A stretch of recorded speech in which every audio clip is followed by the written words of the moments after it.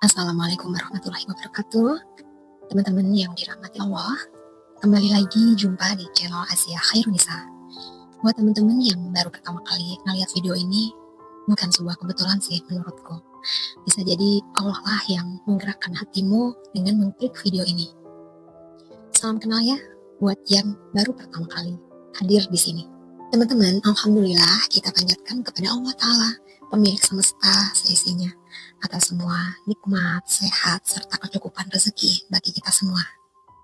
Sholawat dan salam teruntuk baginda Nabi Muhammad SAW, keluarga, sahabat, dan juga pengikut beliau hingga akhir zaman.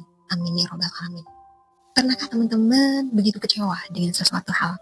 Apa yang kalian rasain? Pengen nangis, marah, teriak, atau memaki? Waduh, kalau yang bagian akhir jangan ya teman-teman, karena kalau marah dengan memaki, mengumpat, itu adalah perbuatan tercela dan tentu aja berdosa. Seperti yang kita tahu teman-teman, bahwa manusia dan harapan itu adalah satu kesatuan yang gak mungkin dipisahkan. Setiap manusia pasti memiliki harapan, cita-cita, keinginan, betul kan? Entah yang pengen sukses ya, pengen lulus dengan nilai terbaik ya kan, atau pengen berlibur ke suatu tempat dan sebagainya, banyak banget. Bahkan hal kecil seperti ingin diperhatikan oleh mama papa, kakak adik juga adalah sebuah harapan teman-teman. Akan tetapi, tatkala kita hanya berpikir untuk menggantungkan segala harapan kepada manusia, disitulah kita telah melakukan kesalahan fatal.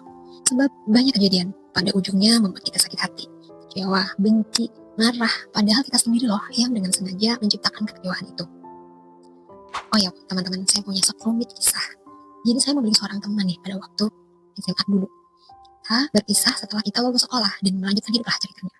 Artinya kita nggak ada komunikasi sama sekali. Hingga qadar Allah, kami dipertemukan kembali dan saya sangat terkejut karena ia telah berubah teman-teman. Tentu saja berubah dalam arti secara spiritual ya. Saya melihatnya secara zahirnya sudah memakai pakaian syar'i, bahkan telah memakai cadar teman-teman. Masya Allah.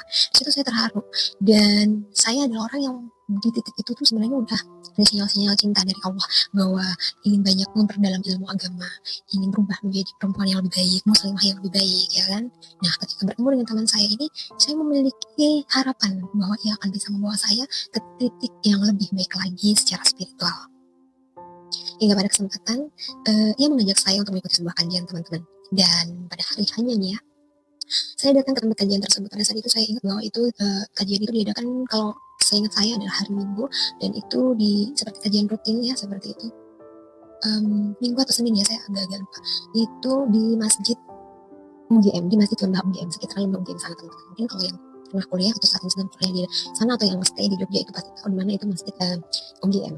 Nah, ketika saya udah sampai di sana teman-teman, masya Allah memang sudah banyak sekali ukti-ukti ya kan, muslimah yang mayoritas tuh malah mereka memang kebanyakan udah pada pakai cadar ya teman-teman. Saya apalah ya, saya merasa saya paling, ya Allah saya paling mungkin yang paling awam sekali gitu loh. Saya melihat mereka kayak udah kafah-kafah semuanya, mempelajari agama Islam, berhijrahnya udah masya Allah pokoknya. Nah di situ mustahil lah saya akan menemukan dia tanpa saya harus untuk langsung menghubungi langsung melalui gawai atau ponsel, karena semuanya kebanyakan pakai cadar gitu kan, dan teman saya ini pakai cadar juga, jadi saya agak kebingungan di sekian belasan ukti bercadar gitu kan. Nah ketika saya hubungi, saya kaget dong bahwa dia malah justru bertanya kajian apa. Jadi saya sedikit speechless ya, saya bingung karena sebelumnya saya udah mengingatkannya bahwa esok kita akan berjumpa ya, kita akan berjumpa insya Allah kan di dalam kajian itu, dan dia katakan iya insya Allah seperti itu. Jadi ketika dia menanyakan kajian apa, saya jadi bingung. Otomatis saya langsung lemes teman-teman, ya Allah ternyata dia malah melupakan hal yang kita udah janjian nih ceritanya gitu teman-teman. Kecewa tentu iya dong. Ya saya pikir bagaimana mungkin yang melupain, padahal saya ngingetin dia, yaitu saya ngingetin dia sebelum esoknya kita akan bertemu. Lalu teman-teman, pada saat itulah saya menyadari bahwa saya terlalu berharap banyak padanya. Saya pengen dia bisa bantu merubah saya untuk lebih baik, tepatnya jadi muslimah yang taat gitu kan teman-teman. Dan saya melupakan bahwa harusnya saya ini meminta segala, menggantungkan segala harapan saya ini kepada pencipta saya juga gitu kan, maksudnya yang menguasai jiwa kita ya kan, kehidupan kita, yaitu Allah Subhanahu wa Ta'ala. Dalam mindset saya itu teman yang udah kafah nih, udah syari banget, pasti amanah, pasti jujur, pasti baik, pasti lebih ini, pasti lebih itu. Dan saya menelan pil pahit, kecewa kepada sosok yang saya anggap bisa jadi panutan. Nyatanya, padahal teman-teman, Allah sudah berfirman untuk hanya kepadanya kita bergantung. Wa ila rabbika farghab, dan hanya kepada Rabbmu hendaknya kamu berharap. Di dalam Quran surat Al-Insyirah ayat ke-8. Maka dari itu, bila kita memang mengharap hanya kepada Allah Subhanahu wa taala saja, niscaya hati dan pikiran kita akan jauh lebih tenang, teman-teman. Dan tentu saja tidak ada kata kecewa, karena kita telah meyakini nih bahwa tempat berlabuhnya semua harapan, ya kan, keinginan, cita-cita hanya kepada Allah Subhanahu wa taala saja. Maka dari itu, teman-teman, mulai saat ini kita harus merubah mindset kita, pola pikir kita, bahwa yang punya kuasa itu ya hanya satu-satunya zat yang esa, yang maha kuasa atas segala hal, punya kuasa untuk memenuhi semua doa-doa hamba-hambanya, segala harapan, cita-cita, keinginan hanya Allah saja.